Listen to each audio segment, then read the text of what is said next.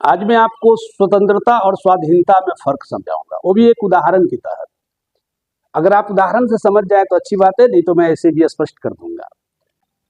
देखा जाए तो भगत सिंह स्वाधीनता की लड़ाई लड़ रहे थे, जबकि गांधी जी या गांधी जी के जो भी सहयोगी थे, समकक्ष थे, वो सारे लोग स्वतंत्रता की लड़ाई लड़ रहे थे।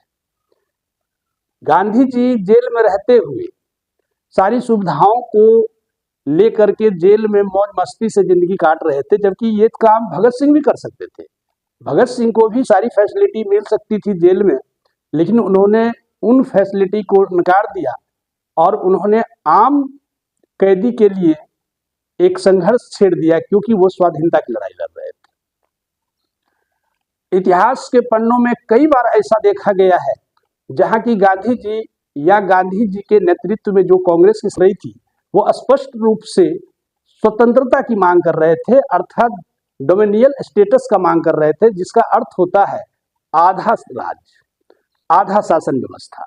गांधी जी को सुनकर डोमिनियन स्टेटस की मांग कर रही है। डोमिनियन स्टेटस यानी कि आधा राज, यानी कि कुर्सी पर तो बैठेंगे हम और हुक्मरान होंगे अंग्रेज। और स्पष्ट था, लेकिन भगत सिंह के आंदोलन ने गांधी जी को भी स्वाधीनता की ओर मोड़ दिया, क्योंकि इन्हें लगने लगा कि अगर हम भगत सिंह के विचारों को ग्रहण नहीं करेंगे तो पब्लिक मेरे खिलाफ हो जाएगी। और यही वजह रहा कि बाद में गांधी जी भी भगत सिंह के विचारों का समर्थन करना मजबूरी समझ लिए और मजबूर होकर के भगत सिंह के विचारों का समर्थन करना शुरू कर दिए। अब मैं बताता हूं स्वतंत्रता और स्वाधीनता में बुनियादी फर्क क्या है। स्वतंत्रता एक खास व्यक्ति की स्वतंत्रता होती है, जबकि स्वाधीनता पूरे जनमानस की स्वतंत्रता को हम स्वाधीनता कहते हैं।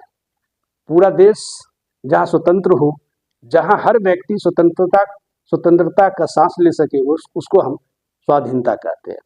तो फर्क यही है कि भगत सिंह स्वाधीनता की लड़ाई लड़ रहे थे और गांधी जी या इनके जो भी नेतृत्व में लोग थे, वो सारे स्वतंत्रता लड़ रहे थे।